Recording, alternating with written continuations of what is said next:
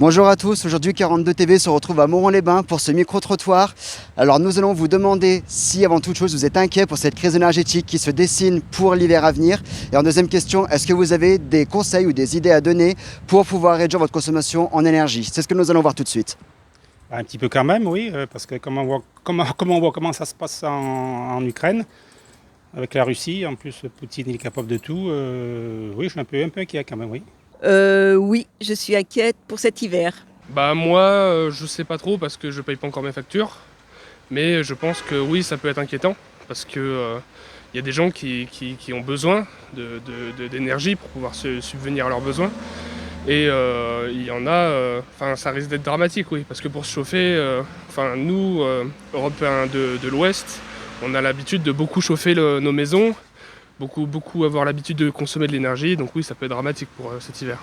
Oui, un petit peu quand même. Moi, au niveau énergie, j'ai déjà fait une installation photovoltaïque et panneaux solaires. Je suis pratiquement autonome. D'accord, donc c'est très rentabilisé par conséquent. Bien sûr, tout à fait. Et je ne subis pas les hausses actuelles. Là pour l'instant... Un bon moyen pour économiser. Très bon moyen, c'est un investissement, c'est un fait. Il y a des aides de l'État qui sont conséquentes. Et après, il faut se lancer. Hein. Oui, mais non, je ne suis pas du tout inquiète parce que bon, il y a des choses très importantes dans la vie. Moi, je suis soignant, donc il y a des maladies, il y a des tas de trucs. Et ce qui fait que dès que tu es en bonne santé, tout va bien, quoi.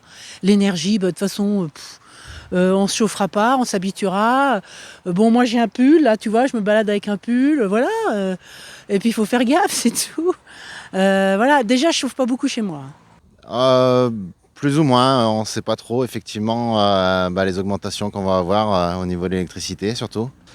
Forcément, un petit peu comme tout le monde, ouais, les factures risquent d'augmenter aussi, donc voilà. Des craintes justifiées? Oui, je pense. Est-ce que vous avez des astuces à donner aux Français afin de pouvoir réduire votre consommation en gaz et en électricité? Des gestes quotidiens qu'on pourrait faire tous les jours peut-être? Ne pas allumer le chauffage. D'accord. Sinon, je sais pas.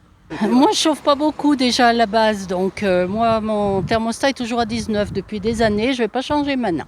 Moi, n'importe comment, je chauffe déjà au minimum. Hein, je suis pas, j'ai toujours fait attention, donc je vais rien changer à mes habitudes.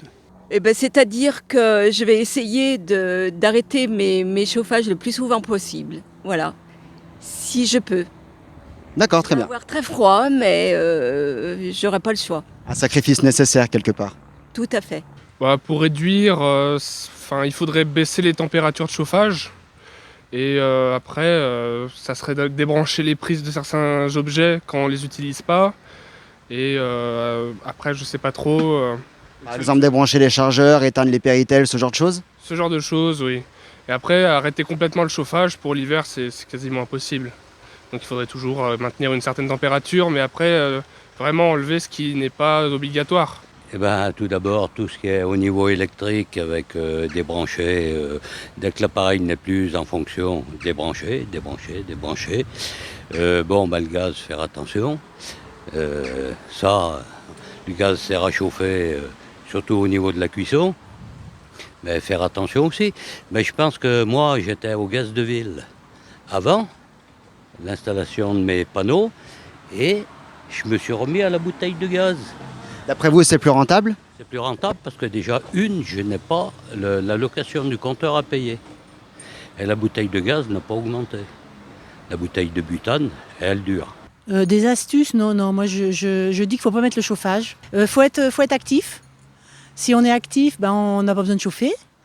Puis il faut une bonne paire de chaussons. C'est pas faux. Et puis il faut bosser, il faut être actif, il faut aller dehors, surtout beaucoup dehors. C'est vrai. Quand tu viens dehors, tu trouves toujours qu'il fait chaud. Déjà globalement de baisser d'1 ou 2 degrés chez soi.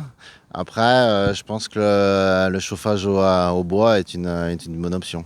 Moi, je proposerais qu'on utilise moins de radiateurs, qu'on chauffe plus au bois ou comme ça. Comme ça. Personnellement, je pense que déjà, on va attendre un petit peu qu'il fasse un peu plus froid pour chauffer, pour mettre en place le chauffage. Et puis, forcément, on mettra des couvertures un petit peu en plus dans le lit pour se réchauffer. Et puis voilà, quoi. Un petit verre de riri avec ceci pour se réchauffer?